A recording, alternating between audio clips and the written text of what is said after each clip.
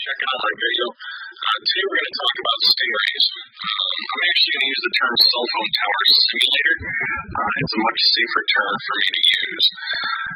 We're going to discuss what these devices are, who uses them, how they function, how they're deployed, what they can do once they are deployed, how you yourself can determine if one is operating in your area, as well as what you can do to protect yourself from them.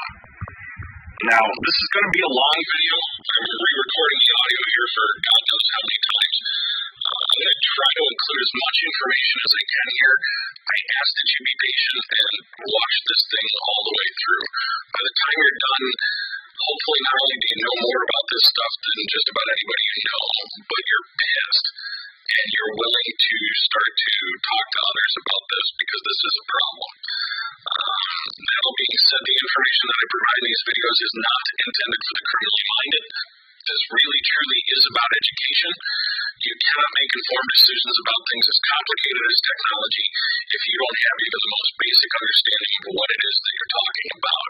So let me take 20 years of research experience, boil it down into plain English so that we can all better understand the risks that we face on a daily basis. Now, let's get into this topic. Again, cell phone tower simulators, and the first point is what they are.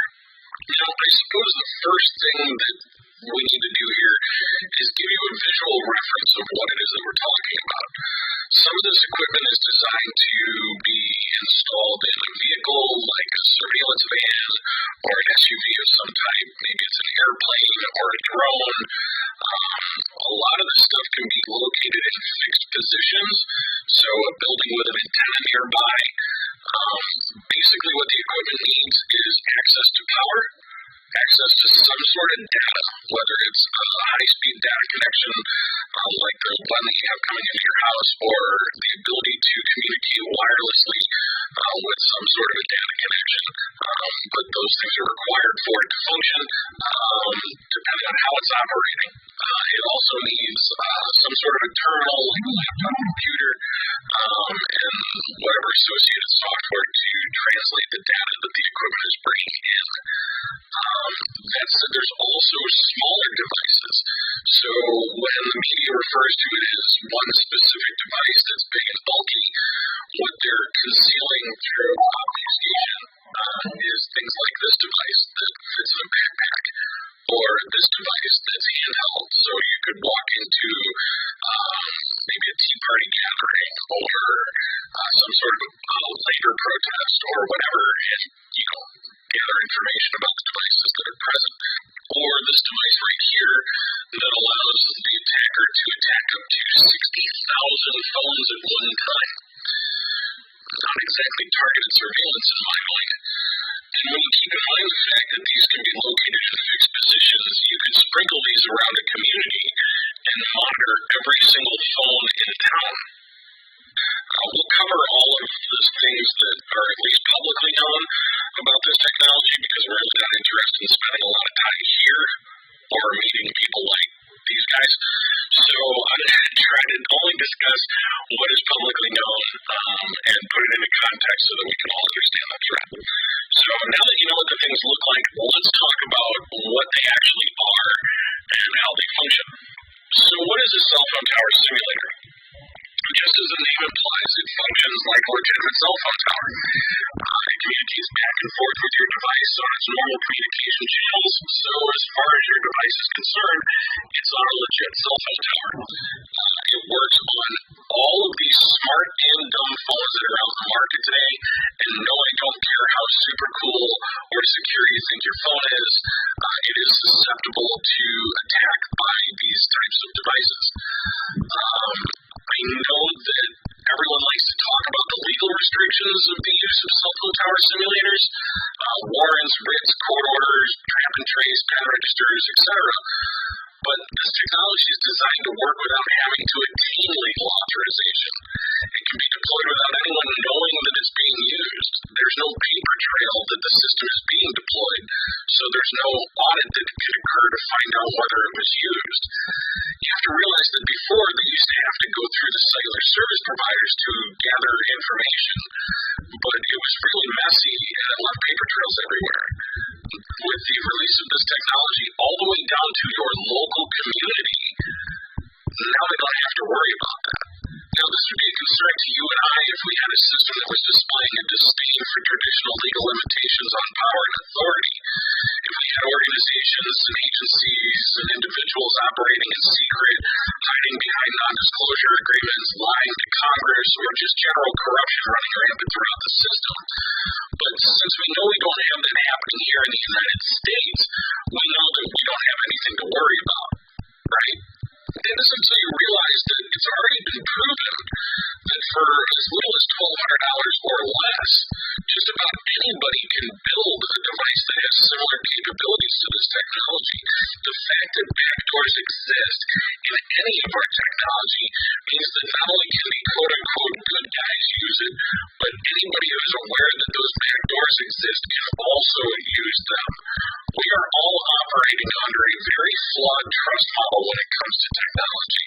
We are putting our faith and trust in corporations and technology where it should never have been placed to begin with, and it's been going on for so long that we've become apathetic to the risks, and it's really time to stop that. So let's go on and talk more about this technology, and I'll get off my soapbox. So let's talk about how these devices function. What's happening here is what the InfoSec community calls a man-in-the-middle attack. Just as the name implies, the attacker slips within range of your device and the network node that it's trying to communicate with, in this case a cell phone tower, and depending on its mode of operation, can interact with the data that's being sent to it from your device. It could be listening, it could be acting as a relay, and capturing all the information that's supposedly being sent directly to the cellular network. You have to keep in mind that your phones are slaves to the tower. So anytime your device is connected to any cell phone tower, whether it's legitimate or simulated, the tower dictates to the phone what's going to happen during that communication session, including shutting off session encryption. So how are these devices deployed? So if you have an attacker that has a cell phone tower simulator, how is it that they can set this thing up so that your device can connect to it? Well, as we covered in Cell Phone Tracking Explained in Plain English Part 1, your phone checks in with the cell phone network towers on a regular basis. This is somewhere around every 3 to 7 seconds. Your phone is always trying to connect to numerous towers at the same time to ensure your quality of service. When a phone initially connects to a tower for the first time, it gathers information about the surrounding network. Things like what carriers are operating towers in the network, what channels your phone can use to communicate with the antennas on those towers. This information is temporarily stored on your phone, so if your device moves, loses signal, etc., it can quickly switch channels in order to maintain connectivity. It's also why when you travel, your phone may tell you that instead of using, say, AT&T, your phone is connected to Metro PCS. It all goes back to billing for roaming and things like that. So while this information has its legitimate uses, this information is also useful to an attacker who comes into an area and wants to configure their cell phone tower simulator to work more efficiently. They can query the towers themselves and get information about what cell phone towers are in the area, what frequencies or channels the antennas on those towers are operating on, what carriers your phone might be expecting to see in the area, and then using that information, they can configure their simulated cell phone tower. Now, since the phones are really slave to the tower, the towers send the phones all of the commands as related to their operations. So if you were running a simulated cell phone tower, you could tell the phone that you're the strongest cell phone tower in the area in order to trick it to get it to attempt to connect to your device. You can also shut off session encryption so that what would normally be protecting either shut it off or downgrade it to make it easier to crack. So what would normally protect the confidentiality of your communications is basically negated. So first we need to understand that these devices operate in one of two modes. One is a passive mode, and the best way I can describe passive to you is it's like the radio in your car. You can tune into different frequencies or channels, and you can hear information, but you can't interact with that information. All you can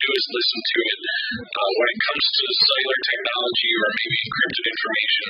You can listen to it, record it, and then de-encrypt it, but you're never really transmitting, so you're not giving away the fact that you're there. The other mode that these things operate in is an active mode, and an active mode is where the device is now acting as a relay. So instead of your traffic going directly to the cellular tower or being broadcast to the cellular tower where they could listen, they've now tricked your phone to directly connecting to them, and they're receiving all the information coming directly from your phone and then passing it on to either a wireless network or a directly connected high-speed internet network, so that everything that's coming off of your phone passes through their device, and they can capture and filter all the information that's coming off of it. Now, what is that information? And what are the commands that they can send back to your phone when they're in active mode?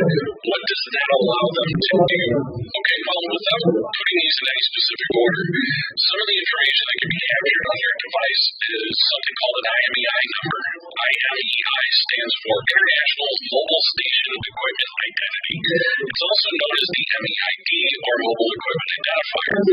Now, this is the unique serial number of your specific phone, and using it, the person that's doing the attack can determine the make, model, and product variant. So maybe it's a Samsung Galaxy S6 or an iPhone 6 or an HTC One M9, whatever. But you can also determine the product variant, which tells them things like the device firmware that may be operating because of the chips that are installed on that specific phone. It's very specific down to your exact device. That's your phone's unique identifier on the network. You yourself can find this number. It's either going to be on a white sticker under the battery, or you can find it by bringing up your phone's keypad and hitting *#06#, or in modern vernacular, *#06#. But yeah, *#06# will bring up your phone's unique serial number. Now, something to keep in mind here is if you are a special person, maybe you work for an agency or a department, and you have a special phone that you think is secure, if it has a unique IMEI number that identifies it as a unique piece of hardware, that can actually help an attacker determine whether or not your device is worth looking at. So some of the same techniques and tools that you use to determine whether certain people are worth looking at can also be turned around and used on you. This technology is a dual-edged sword, so you need to keep that in mind. So another piece of information that can be gathered is something called an IMSI, or IMSI. It's where the term IMSI catcher comes from. IMSI is International Mobile Subscriber Identity. This number is encoded on your cell phone's SIM card or on the phone itself if it doesn't have a SIM card. The number is directly associated with the person who's paying for the service.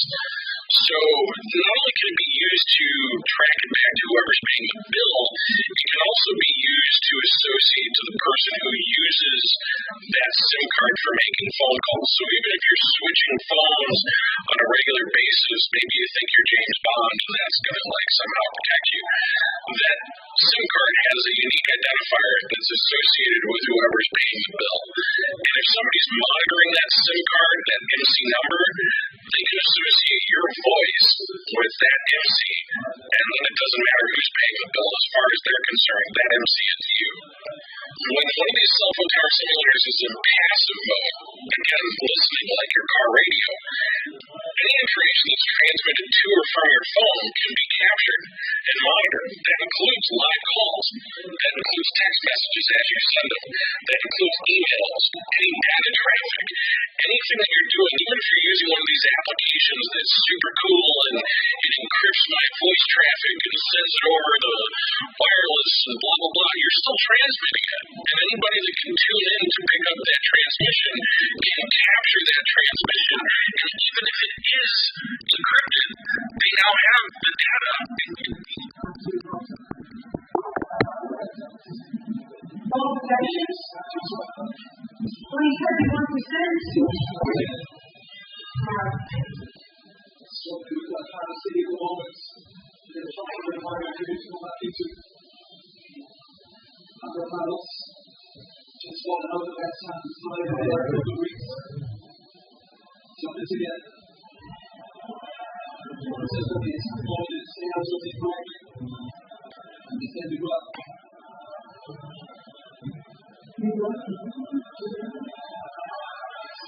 Small exception from the preaching of the Lord Thomas. Brother Thomas,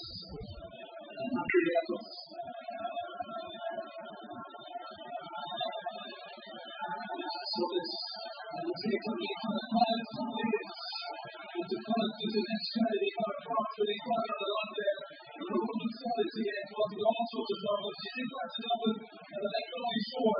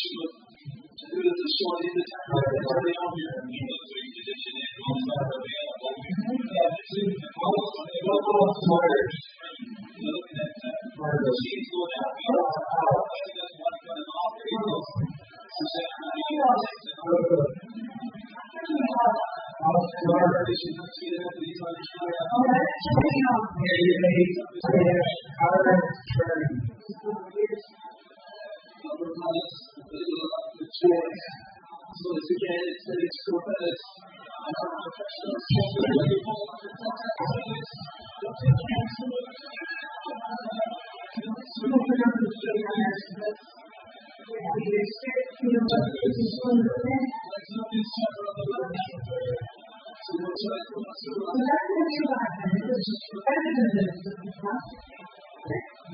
says, this world to the cross. So we will to the cross to deal with it. Take this to the world. To deal with it.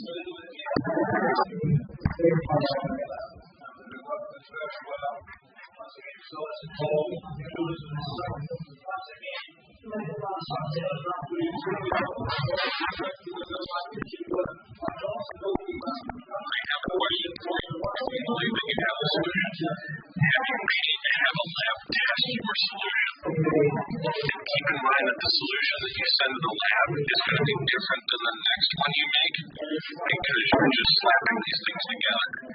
So the reason that I say have you had it tested is, we're all familiar with, gases, air in a car tire, liquids, water in a bucket. I can hear the air leaking out of my car tire. I know that it's leaking. I can see moisture on the outside of my bucket and wipe it off and it comes back, so I know that my bucket's leaking. I can't hear the RF leaking out of my enclosure. I can't wipe it off and see it reappear again on the outside of my do-it-yourself enclosure. I have no idea what frequencies are penetrating my enclosure. I have no idea. I don't know how effective it is until I have it tested because nobody, unless you have about $150,000 worth of equipment, can tell you what frequencies are leaking out of your do-it-yourself enclosure. And the enclosure that you make is going to be different than the enclosure that the next guy makes, even if they're using the same overall premise. So there's just too many variables in the do-it-yourself community for me to endorse any do-it-yourself solution. That brings us to the commercial products that are out in the market. And there's really two families of products, soft cases and hard cases. The soft cases that are out on the market were analyzed by Purdue University's Cyber Forensics Lab, and they found that of the ones that they tested, they had an overall failure rate of about 53%. So more than half the time in a normal network operation environment, they failed. When you bring a cell tower simulator in and you get the antenna even closer and you up the power output, they're going to fail even more frequently than 53%. Soft cases are not reliable products. Another thing to note about soft cases is I don't know of any of the soft cases that are out on the market that have paid to have an independent, nationally recognized lab certify that their product works. What I typically see is shielding effectiveness based on the materials that they're then sewing together to make their product. The shielding effectiveness of a material is totally different than the shielding effectiveness of the product that you then make out of that material. So there's that too. Now, that leaves you with signal blocking hard cases that are rigid in construction. So I only know of one out there that's manufacturing a hard case that actually works. And they do have independent lab verification of the effectiveness of their product. I'm not going to endorse anybody's products today. That's not what I'm here for. This is about information. But if you're looking for a signal blocking product, you're ultimately looking for something with laboratory verification that proves the highest level of signal attenuation possible. This is measured in something called dB, or decibels of signal attenuation, and you want that number as high as possible no matter what solution you're looking for. I would look at the signal blocking hard case that's out on the market, and I would stay away from the fabric. Now, you've blocked signals, so you can't receive phone calls and text messages on your phone. Now what do you do to maintain connectivity?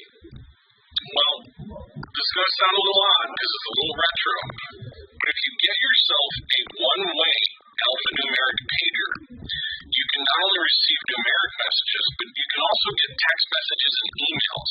It is an unencrypted connection, but most of the messages that you're going to get, honey, pick up a gallon of milk on your way home, Mr. Smith, your paperwork's ready, swing by my office to pick it up.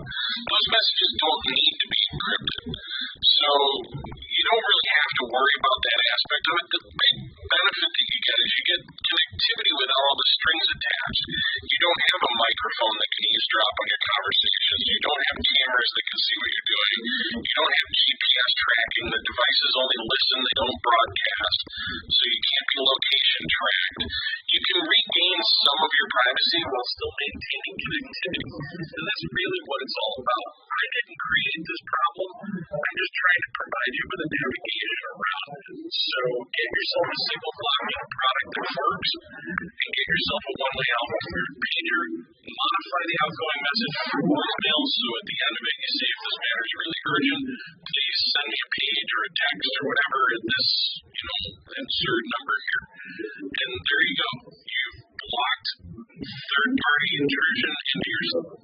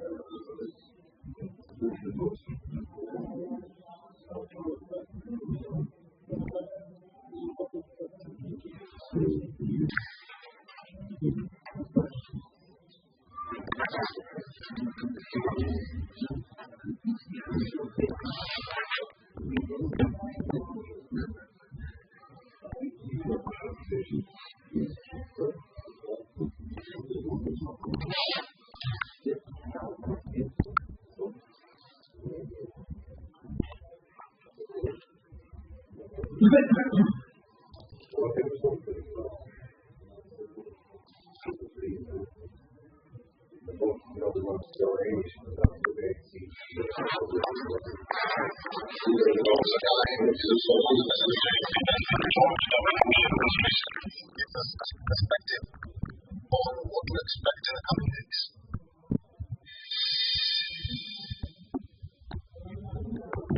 Not necessarily. We are committed to defending Israel. We're helping to defend Israel.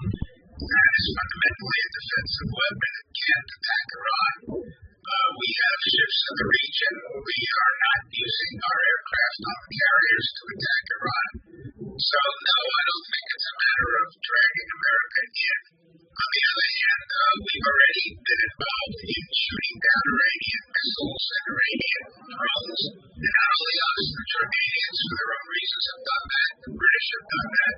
This is just another example of America defending Israel. But I think we've been very clear all along, and still are, that we're not going to help Israel offensively, and that's the major message, particularly when you think about the possibility of Israel attacking Iran's nuclear sites. Mr. Biden has said, absolutely not. For all the latest news, download the Real Pop and subscribe to our YouTube channel. From the outset, Israel's assault on Gaza threatened to plunge the entire region into a state of war. When Israel's defense minister announced in mid-September the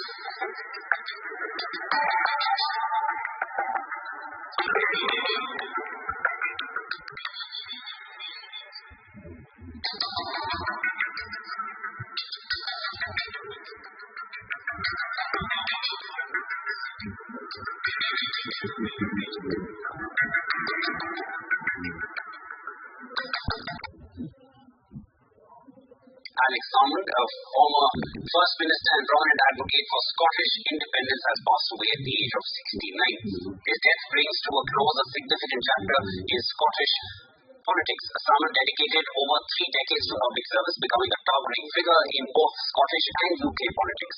He served as First Minister from 2007 to 2014, leading Scotland close to independence in a historic referendum. Salmond's influence extended far beyond his tenure. Following the referendum defeat, he founded the Alba Party, pursuing his quest for Scottish independence. His political journey was marked by both triumph and controversy, including a high-profile court case in 2018 from which he emerged cleared of all charges. Tributes have come from leaders across the political spectrum. King Charles expressed his sadness, acknowledging Salmond's dedication to Scotland. Prime Minister Keir Starmer highlighted his monumental influence on Scottish politics.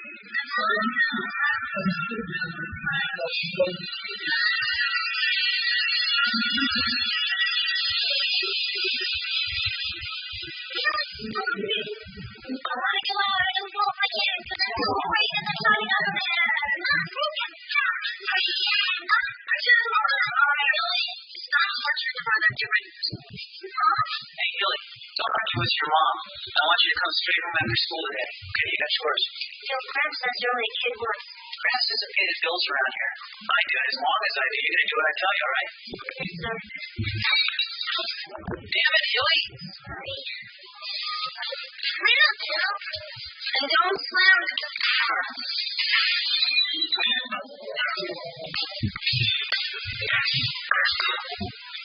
Really was an accident. You're a little hard on it. Well, somebody's got to be tough on him. Your dad spoils him rotten. He spoiled those boys in his own life.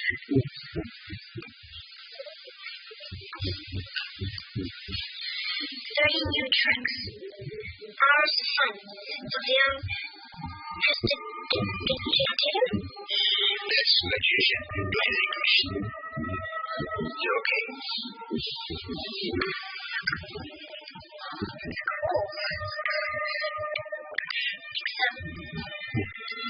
Except for what? Dad says there's no such thing as magic. Dads forget things being dads. That's what happens to grown-ups. But you're grown up. No, I'm an old man. Kids and old people, we know that magic's real no matter what anybody says. There is even a place that's magic. A place? Yes, out by the Anderson farm. In my day, they called it the Indian Woods. It's called Burning Woods now, but no matter what it's called, there's magic there. The Indians believed it, and so do I. You mean it's haunted? Yep. Magic spirits. You have to keep your wits about you when you go there. Never go there alone. Okay, baby, let's hear your thumb, shall we? Here you go. Right there. God. Perfect. See, that's how we say your prayers, doesn't it? See that, everybody? Over here. Come on, over here. This is where we have our cells. And this is where all the people who break the law in here. Okay, and then down here, this is the dispatcher station, where Mrs. Paulson answers all the important police calls. Don't you, Mrs. Paulson?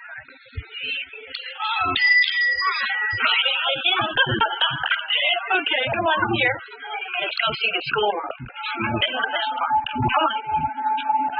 You see, when I was a little girl, my parents used to travel a lot.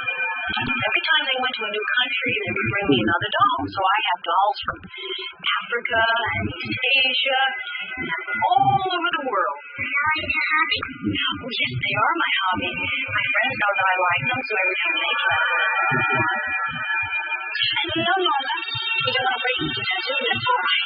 Jojo's never been broken. Go ahead, pull that.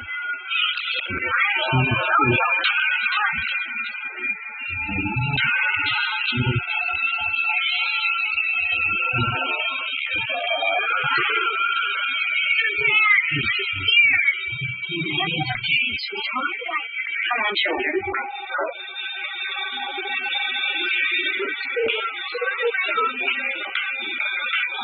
Hey, Juan. Why don't you come back some other time and we'll see them together, okay? Go along. Just you and me.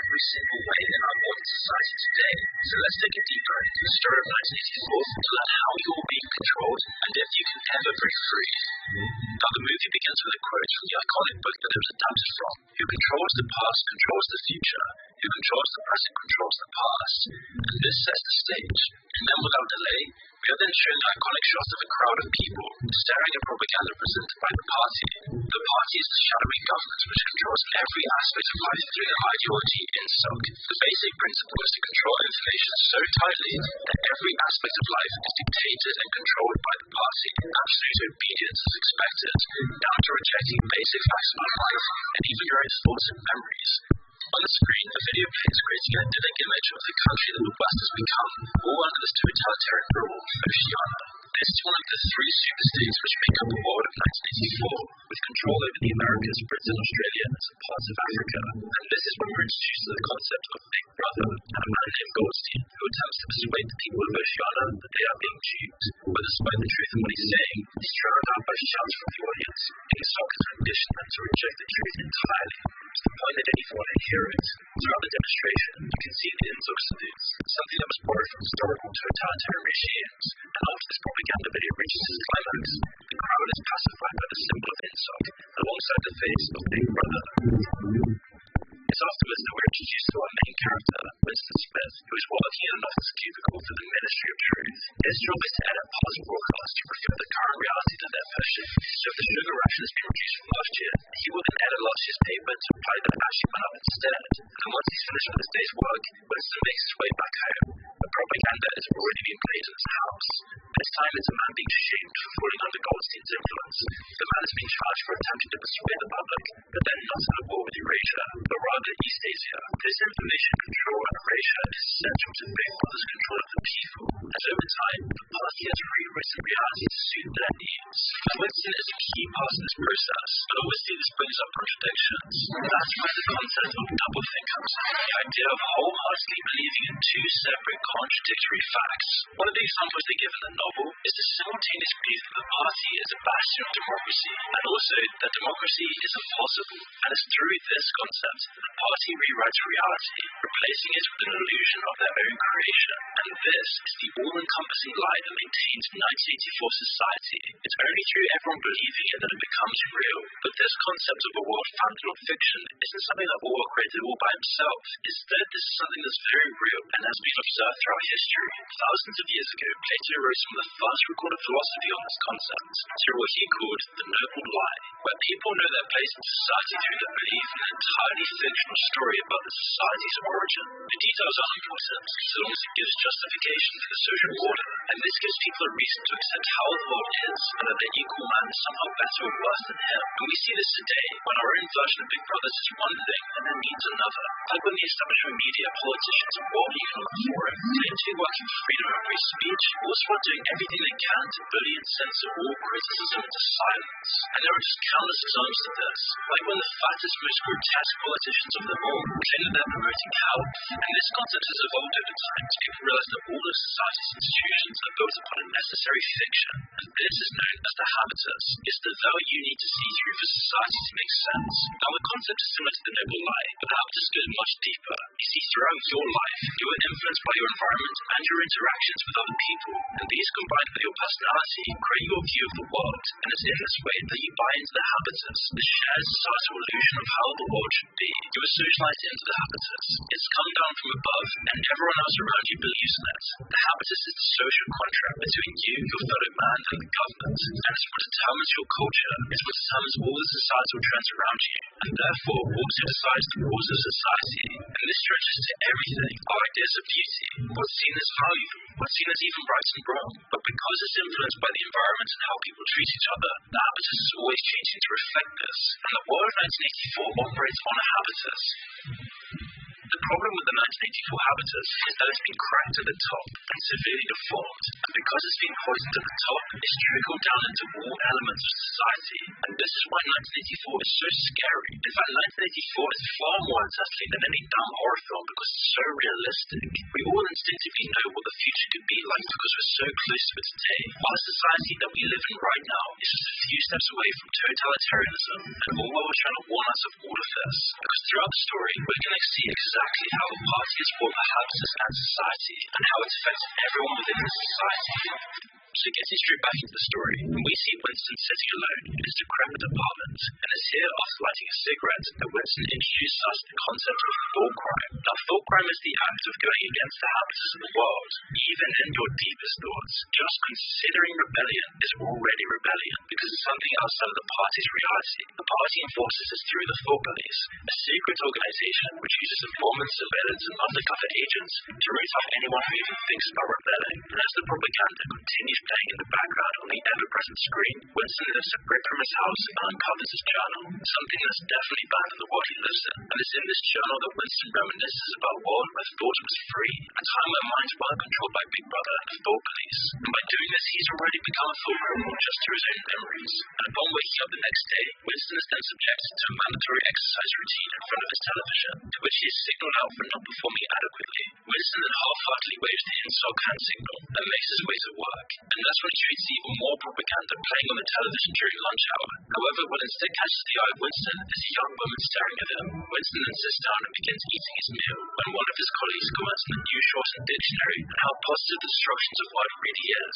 Newspeak, as they call it, is a new language invented by the party that reduces English to its bare essentials, where controversial words are removed, meaning that if it works, then rebelling will be impossible, because it won't even be able to be considered. The words just won't exist for it. Back at work, Winston then continues his job at the Ministry of Truth, this time unpersoning someone. Now, unpersoning is the act of essentially removing someone from history and replacing them with someone else. And this is just one of the many aspects of 1984 which has its roots in previous autocracies. Now, in this, Orwell was specifically alluding to Stalin's dictatorship, where this was an extremely common practice. Enemies of the state, or rather enemies of Stalin, wouldn't just be executed.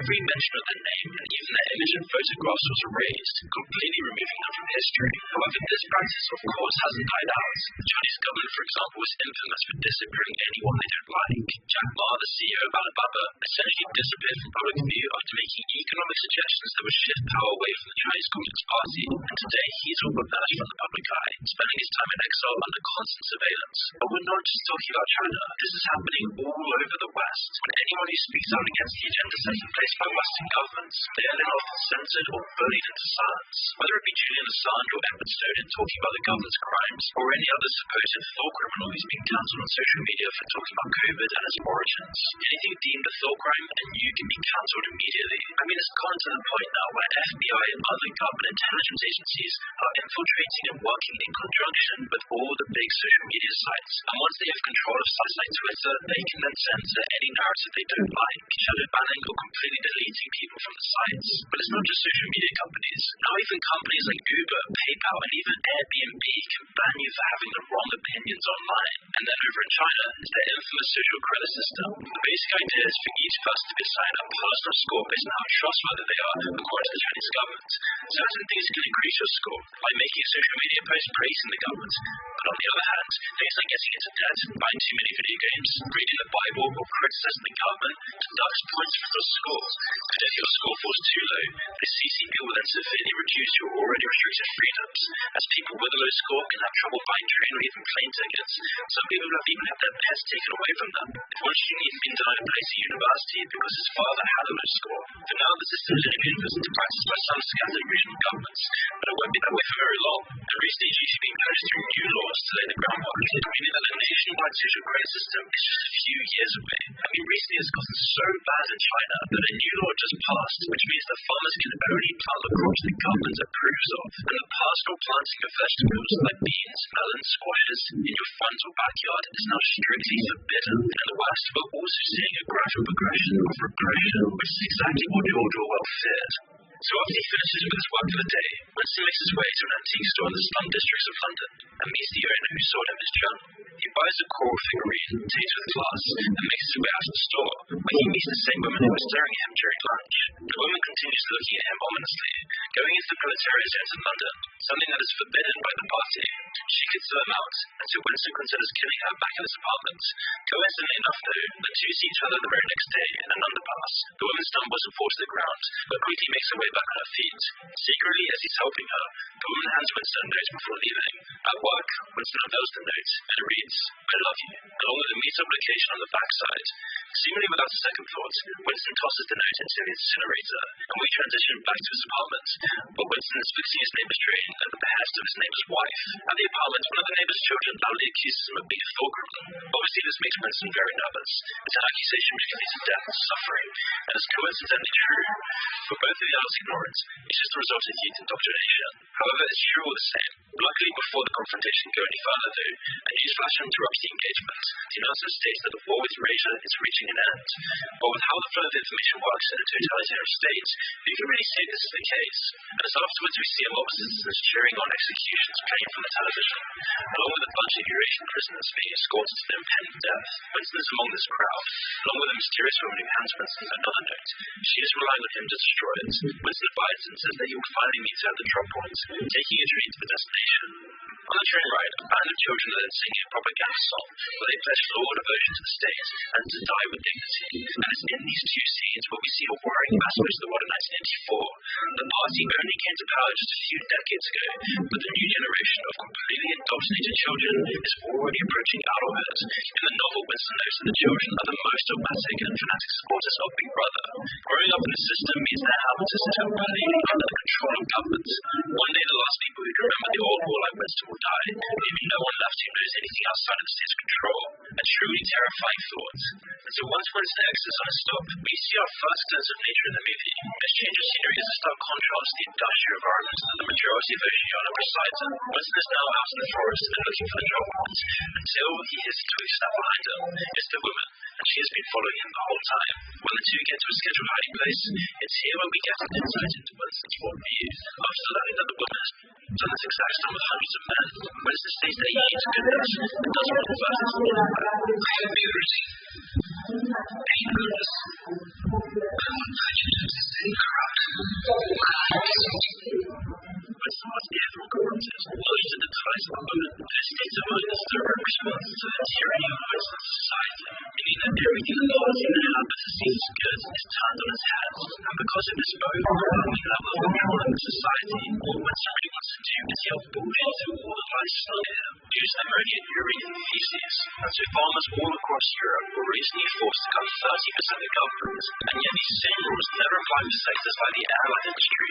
So suddenly, farmers and worker-owned nations, the government acted harshly, with live rounds being fired upon these protesters. I mean, it is. And whilst the media covered this up, the Dutch government would never receive any backlash, as they were cowing to the World Economic Forum orders, and the working class people in Europe were forced to see their futures destroyed before them, as they were attacked and mocked in the media. And so it was no surprise that around this period, Klaus Schwab, the leader of the World Economic Forum, warned of increasing anger. We have to prepare for more angry world. Because Western governments were now forcing the food supply to run dry, whilst artificially inflating the prices amidst the global food shortage, only deepening the economic crisis that the majority of the West were facing. And in an act of doublethink, something that came straight after 1984, media outlets like Reuters would then claim that there was no evidence that the Dutch government worked with the World Economic Forum to impose these new laws, which really isn't all that surprising given the World Economic Forum partnered with Reuters for exclusive content distribution, as the World Economic Forum, otherwise known as Big Brother,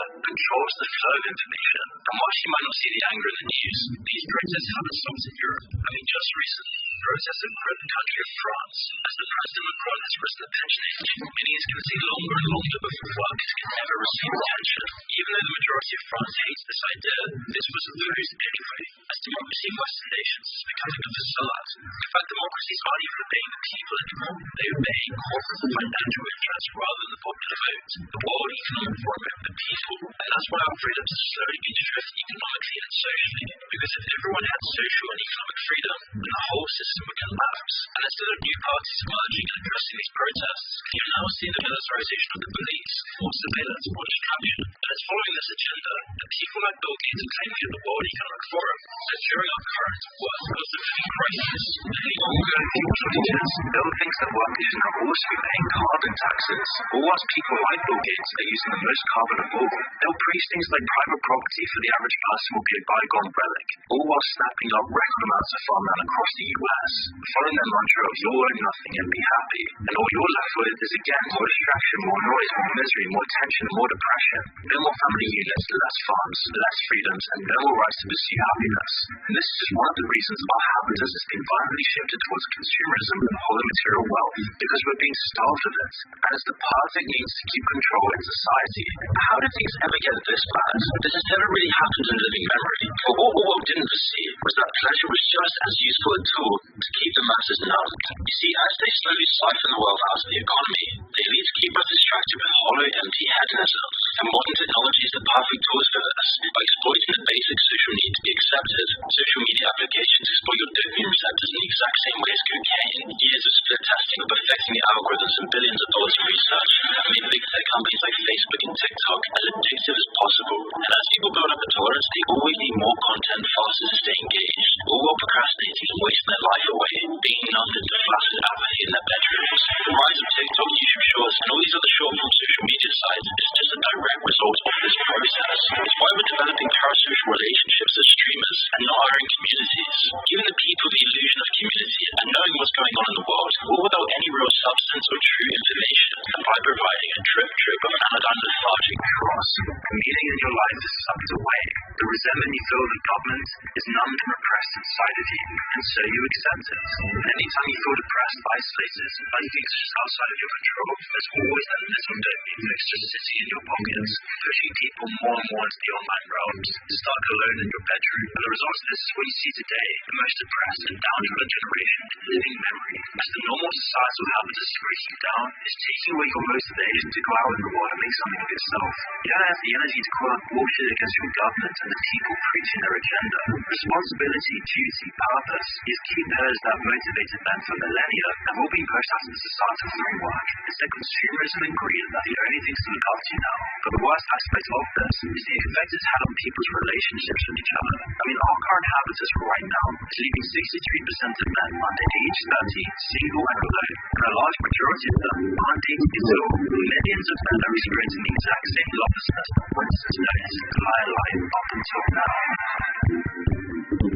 But before we continue, I want to tell you about something I've been working on this past month. You see, I feel something that I legitimately think would change your life. Because you see, for most of your life, you've always been fed a constant stream of lies. Lies that have poisoned your values, purpose, and passion in life, whilst also poisoning the community around you. And that's why you feel so lazy, so meaningless, so lonely. And so it's time that we've come up with real solutions.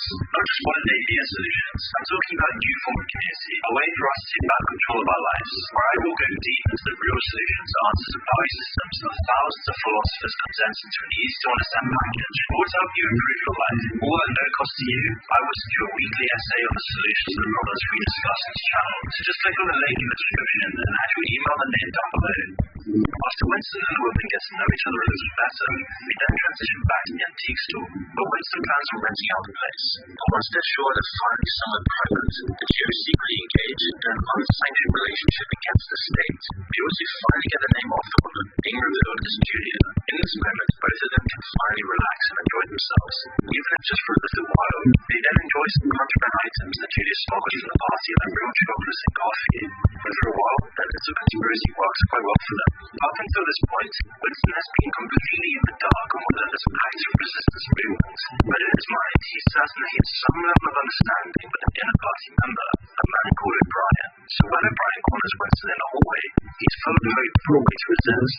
O'Brien tells Winston that he's a fan of his writing, but he does mention that there were a few unwords in his latest piece, and recommends he reads the state's next dictionary edition. When he goes to collect it from O'Brien's office, Winston is astounded by the luxuries that he enjoys. He offers him real wine, something that Winston has never tasted before, and O'Brien can even turn off his telescreen. But the most precious thing O'Brien offers Winston is hope. When he tells him about the resistance against the party, and it's here that we get an introduction to the shadowy practices of how Insoft truly operates. Between the pages of dictionary that O'Brien gave him, Winston finds a different book titled The Theory and Practice of Oligarchical Collectivism, which is basically a manual on how Insom and Big Brother operates, and the author is listed as Emmanuel Goldstein. It all goes over a lot of what we've already covered, but it also tells Winston about what's really going on in the world's politics. You see, in the war of 1984, three superstates have reached global dominance. There's Oceania, which controls the Americas, South Africa, and the UK. Then there's Eurasia, the Soviet successor state, which rules over Russia, parts of Asia, and Europe. And then finally there's East Asia, the successor of China, which controls the Far East. These three states exist in a constant cycle of war, endlessly shifting alliances and fighting for control over the rest of the world. But they're not trying to win. They all have enough resources for their impoverished people. The states are also pretty much the same in their beliefs. Eurasia's neo-Bolshevikism, and East Asia's obliteration of the South are almost identical in some, meaning there aren't really any ideological differences. Instead, this war only exists to suck up resources and keep people in poverty, keep their societies and their brutal ideology running, all in order to maintain control. George Orwell envisions a dead end, to put it simply. War of progress and forward movement have been stifled by three world powers to guarantee the control of the people. And so in Winston's own, we learn that Oceania has once again shifted alliances, and now the war is with East Asia, and Eurasia is now their ally, which is just another bit of doublethink, and it doesn't really change anything for Oceania's people. It's just more propaganda and more control for the populace. And that's why the parallels of our real-life politics and that of 1984 is truly uncanny, where secret families and powerful shadowy organizations like the World Economic Forum fill both sides of wars, while world enemies are friends behind closed doors, where governments continually change their enemies and ally with people that we're told to hate. But then this really does beg the question, where do these big, powerful governments and these shadowy organizations actually come from? Why does Big Brother exist? Why do we decide as humans to follow the order of these totalitarian regimes and governments?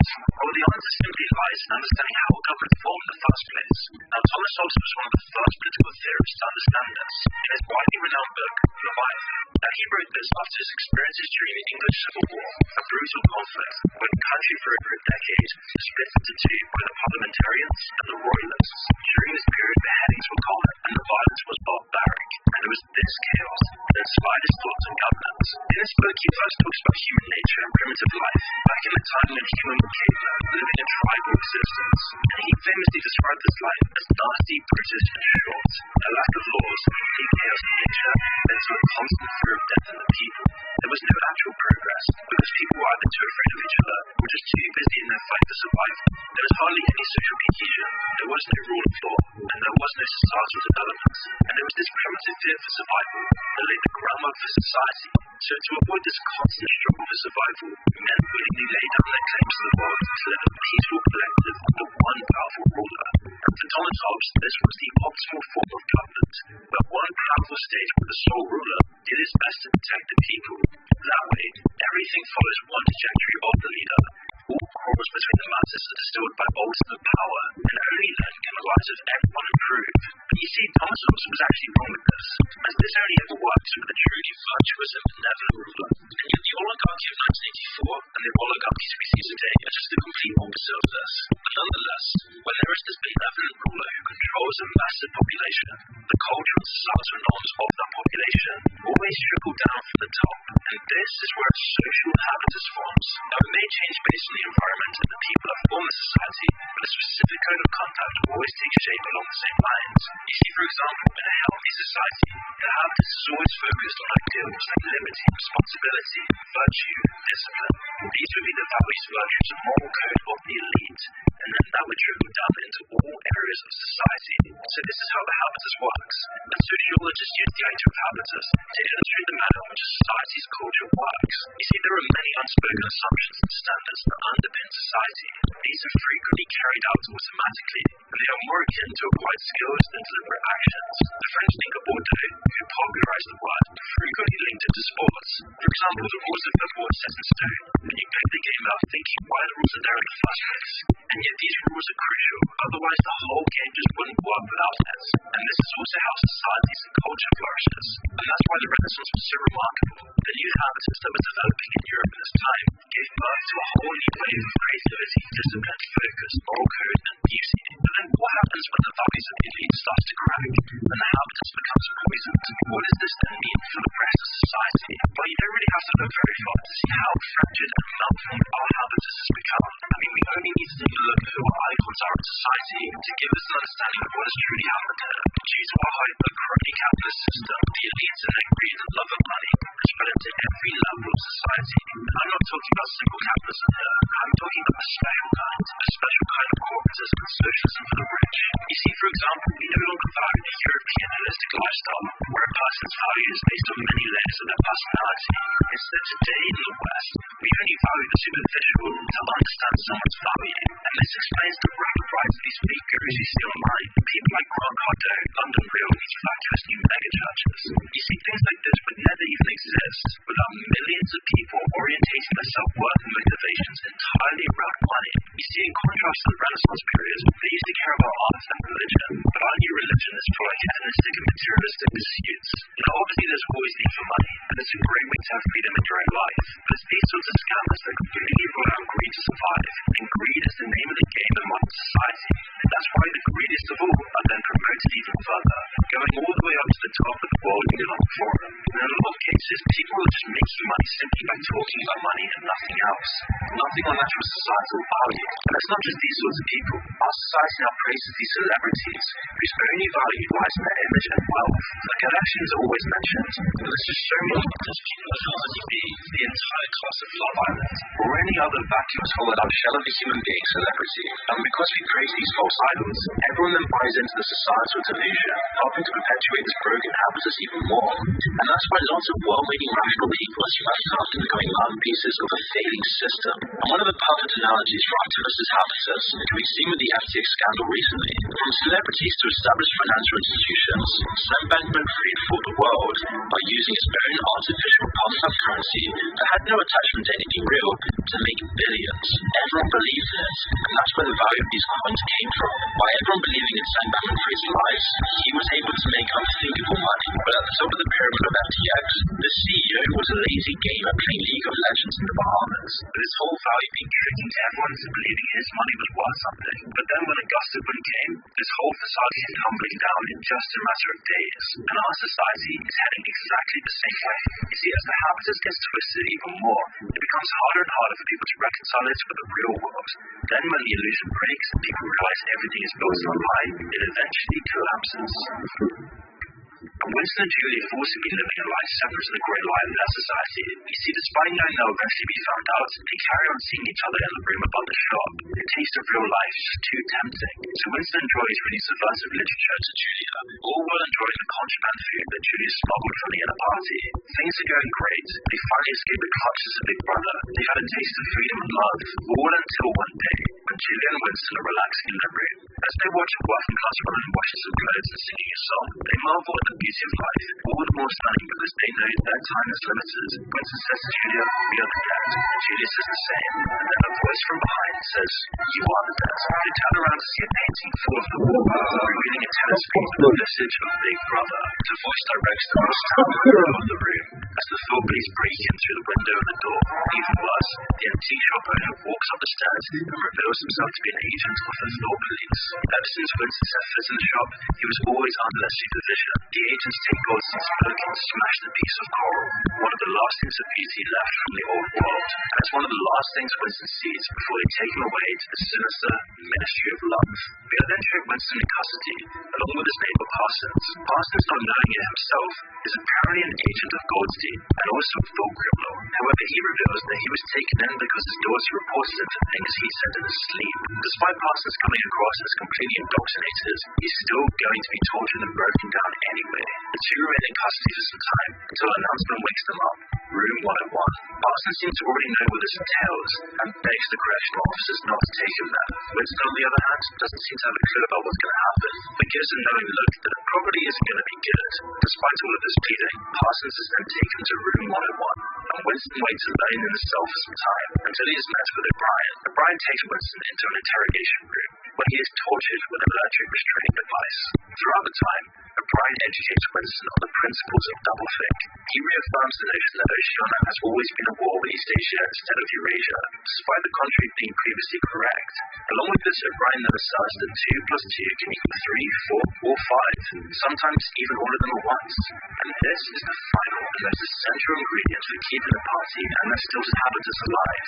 Rejecting real, authentic reality itself. They need people to trust the party over their own eyes and ears. It's how people are willing to accept that the enemy can change at a moment's notice, and it's how the party will have taken power in the first place. It's in times of great chaos and upheaval that regimes and governments fall and new ones take their place.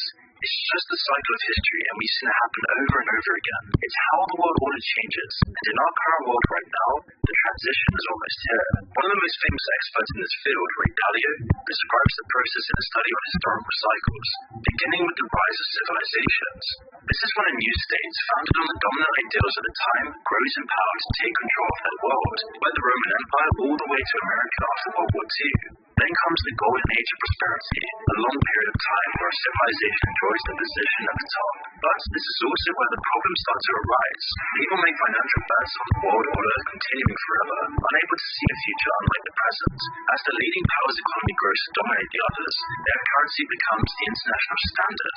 Internal conflicts also arise as the founding ideology becomes out of date with the world, and eventually a bubble forms, as people bet more and more on continued growth and prosperity, whilst internal divisions and problems only get worse. Those with power try to consolidate their grip on it, alienating more of the people whilst hoarding all of the wealth, and this then only fuels extremist sentiment and revolution even more. However, sometimes this can be peacefully dealt with, although eventually these problems get so large and the power structure becomes so stagnant that a revolution and changing of the guard becomes inevitable. Then another rising power eventually eclipses the stagnating one. Most of the time there's a war or sets of wars until the dust settles and a new world power comes to the forefront. And time again, this cycle just repeats itself. In recent history, it was the Dutch who were dominant, followed by the British, then the US, and now China is rising to challenge the US. And that's where we are today, on the cusp of this transitional period. And because of this, our current societal habitus won't be able to cope with the changing world. As the cracks start to show in the habitus, and the society becomes more and more deranged, we'll then see a massive shift back towards traditionalism. Because as birth rates fall, young people fail to find love or happiness, the standard of living starts to drop, and the ideals of the Constitution start to get ripped apart. Right-wing sentiment will rise again. Meanwhile, the elites at the top are going to keep tightening the grip on power, bringing us closer and closer to a 1984 future. We've discussed this, we've already talked about the Great Recess, but this is only the tip of the iceberg here. Because right now it's becoming very clear. The corporate elites will keep pushing their elitist fake leftism on the masses, all to maintain control of the world order. I mean, we're already seeing this in the West, with huge companies like PayPal's recent announcements on handing out fines for quotes misinformation, or like MasterCard's carbon fees, where the new credit card cuts people off for exceeding carbon emission levels. All while oil companies make record profits but can't find the money to fix their pipelines and stop massive oil leaks. However, the most disturbing part of this is the new idea of CBDCs, one of the most odious forms of corporate control. And so if corporations and financial institutions manage to push the idea into the mainstream, it will eventually give the banks and governments greater control over people's lives. Digital currency will control centrally owned banks. Bank of England. So instead of having a bank account with whatever, HSBC, Bank of America, you will have a bank account directly within the American context with the Fed. In the UK, directly with the Bank of England. You have a personal bank account, and you're given digital money in that bank account. These are all central banking digital currencies. Because a centralized bank digital currency means that the government then has full control of the money, and so that everything you spend it on is tracked by the government. And with one push of a button, they will be able to cut off your funds entirely, all for saying the wrong thing. And this will then paralyze you, leaving you at the government's mercy. And this is also a response to the rise of crypto. And yes, crypto may be a paradise for scam artists. The crypto world does also offer currency out of the government's control, which is a massive threat to the growing control of Western society, and it's something that can't be accepted by the elite in this transitional period. Now, obviously in 1984, the party and Big Brother are far more advanced in their efforts to control the people. But then again, all the ingredients for that kind of tyranny in our own world are already present. They won't use torture and doxing people the way the party does. It's much more subtle than this. It's just a small shift in the habits, but eventually the end result is the same. Complete acceptance of Big Brother's control. And that's why during his torture, Winston begins to disassociate and hallucinates being in a grass field, along with O'Brien. O'Brien sees that Winston is one of them. And under significant delusion, Winston says that he loves O'Brien, who suddenly turns into Julia. He still hasn't broken down yet. His love for Julia is still there. But just as this happens, the image of Julia is shot, and Winston awakens back in the cell where he has been delusionally talking to himself. Winston then snaps back to reality after being met with O'Brien once more. O'Brien then asks Winston what he thinks of Big Brother, and Winston responds that he hates him. This comes to the distaste of O'Brien, who states that it's not enough to obey Big Brother, but in fact you must love him. So O'Brien escorts Winston to room 101. Room 101 is a torture chamber where the worst things in the world await its prisoners, a specialized room that houses the victims' worst phobias. Winston is then strapped to a chair and starts experiencing the horrors of room 101. Now throughout the movie we've seen that Winston is deathly afraid of rats. He's dreamed about them and he associates them with his tragic past, and O'Brien knows about this, and he's going to exploit it to finally eradicate Winston's desire to resist. And so in room 101, we see a compartmented cage filled with rats, with a set of two doors that is attached to Winston's face. O'Brien then threatens him and opens the first door, letting the rats out within inches of Winston's face. And after what could have been months or years of this torture, this is the last straw. and it's here that Winston loses his final bit of humanity as he pleads with O'Brien to do it to Julia, to finally put the woman that he loves the most through the same final betrayal. Once seals Winston's fate as a broken puppet at the party, O'Brien is finally satisfied. Winston has been completely but Winston waits at the chessboard. Julia arrives, but they're both apathetic. They've been changed forever, and after their betrayals, they don't really love each other anymore. They only love Big Brother. And just as Winston makes a comment on Thor crying, Julia apathetically agrees to. Those crimes, along with the visiting crime scenes in command, destroying water supply and guiding rocket bombs onto Astro 1 through coded radio signals. Eventually, Winston charged himself as guilty on all counts, labeling himself a victim of Goldstein's influence.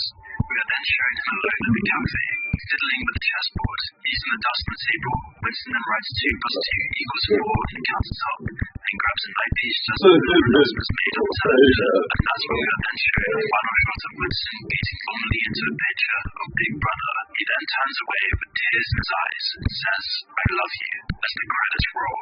But then this brings up the question, how can we avoid a situation like this, where people are nothing more than just mindless individuals becoming statistics on a government database? How can we avoid being just another loveless, depressed, nihilistic cog in an uncaring machine? Oh, I'd love to tell you that the answer is simple. I'd love to say that the solution is just waking up at 4 a.m., having a cold shower and going to the gym. I'd love to say it's running away in the middle of the forest. I'd love to say it's money or Tony Robbins' lecture. I'd love to say it's as easy as buying a $3,000 dropshipping course and escaping a matrix, driving a Lambo in the car. But let's be real here, this doesn't actually do anything. By themselves, these are all great things to make you happy in your life.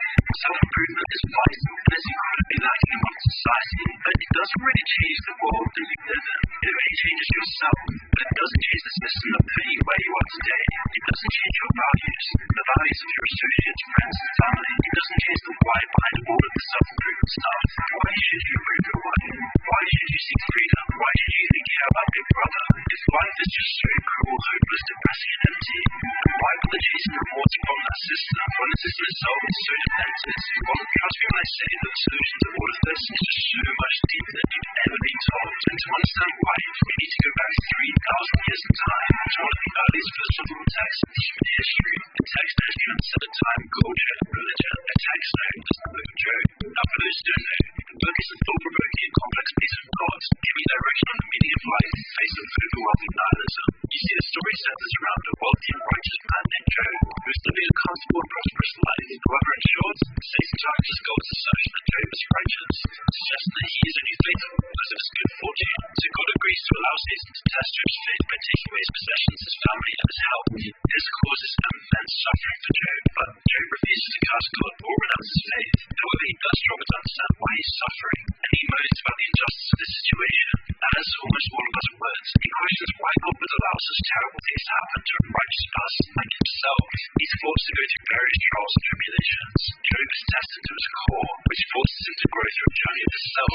Job's friends who come to comfort him offer him traditional explanations for his suffering. They suggest that he must have sinned, that his suffering is just a punishment from God, that he's a bad guy who deserves it. But Job rejects all these simple explanations, insisting that he has not sinned and demands an audience with God. God speaks to Job from a whirlwind. Challenges him to consider the vastness and complexity of the natural world, asking Job if he can even comprehend the mysteries of the universe.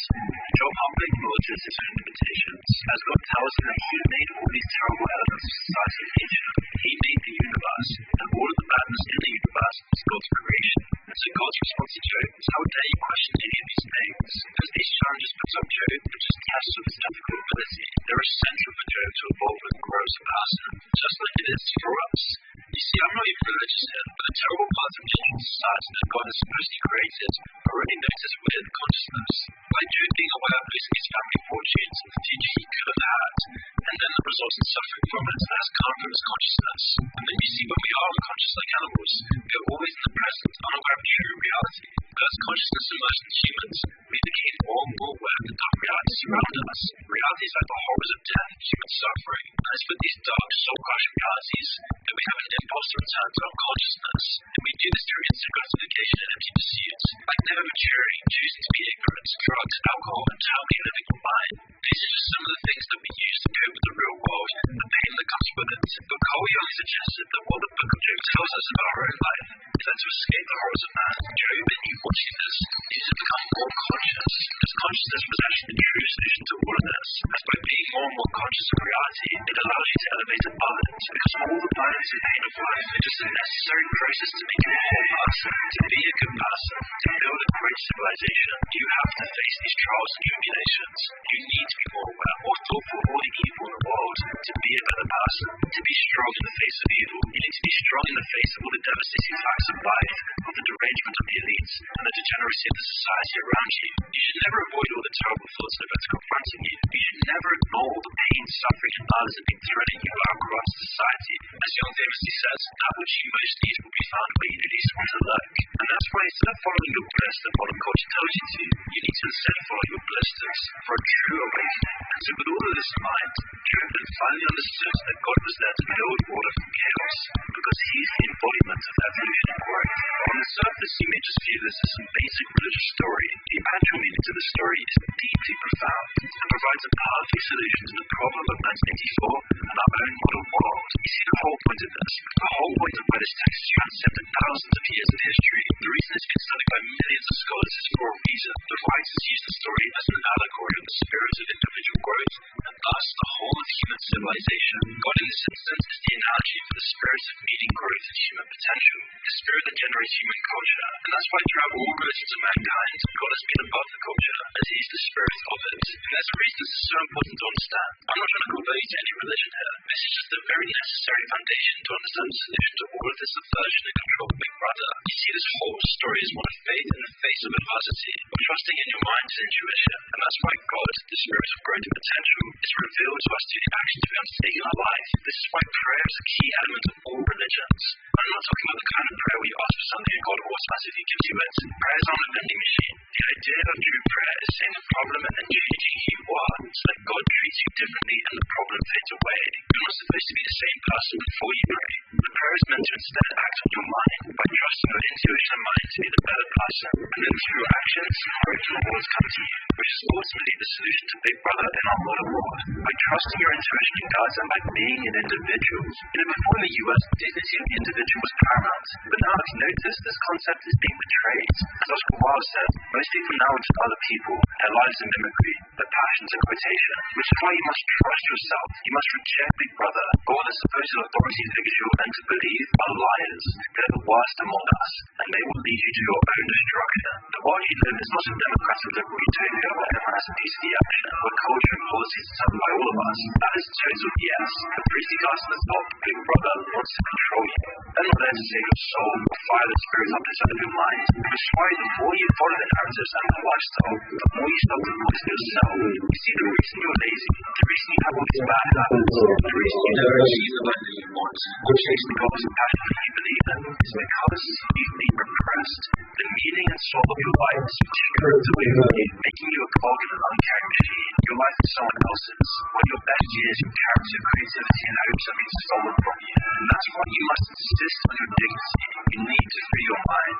You must reject all the noise around you and embrace the chaos, the pain, and the sorrow to grow. And if you don't, you become another form of Big Brother. You're the person who didn't even fight back. You never did anything to go against the system, poisoning your life. Too passive to actually care what's happening to you and the people around you. Is this the life you want to live? Well, for many of us, we're starting to see the rejection of all of this. Because as we enter the age of Western civilization collapsing, with the government trying to control us more and people becoming more atomized, depressed, and lonelier than ever, we're now starting to see antibodies being produced to overcome the societal disease. We're seeing more and more people rejecting the values of our twisted habits. All the bullshit fed to you by Big Brother. The pendulum towards individualism is swinging back. And that's why when I see this rise in self-improvement, this rise in individualism, when I see all these big political changes happening in the world, it just shows to me that the new world order is on the horizon. The spirit of growth is nearing. A spirit of dignity, empowerment, and hope for young men. I hope that our culture has killed and used against us. And so, after millions of successfully lived lives throughout all periods of history, the challenge to grow now passes on to you. You will determine the future of the next generation. Your mind determines the direction of everything. So don't just give it up for some sick cultural narratives. Give your genius to the worst among us. You should act without regret. Follow the path in front of you and take back control of your mind. I want to say about something I've been working on this past month. You see, I built something that I legitimately think would change your life. Because you see, for most of your life, you've always been fed a constant stream of lies. Lies that have poisoned your value systems, purpose, and passion in life, whilst also poisoning the community around you. And it's why you feel so lazy, so meaningless, so lonely. And so it's time that we've come up with real solutions. Not just one of ABS solutions. I'm talking about a new normal community. A way for us to take back control of our lives. Where I will go deep into the real solutions, answers, and value systems, and thousands of philosophers consensus to an easy to understand package. It will help you improve your life, all at no cost to you. I will send you a weekly essay on the solutions to the problems we discuss on this channel. So just click on the link in the description and add your email and name down below.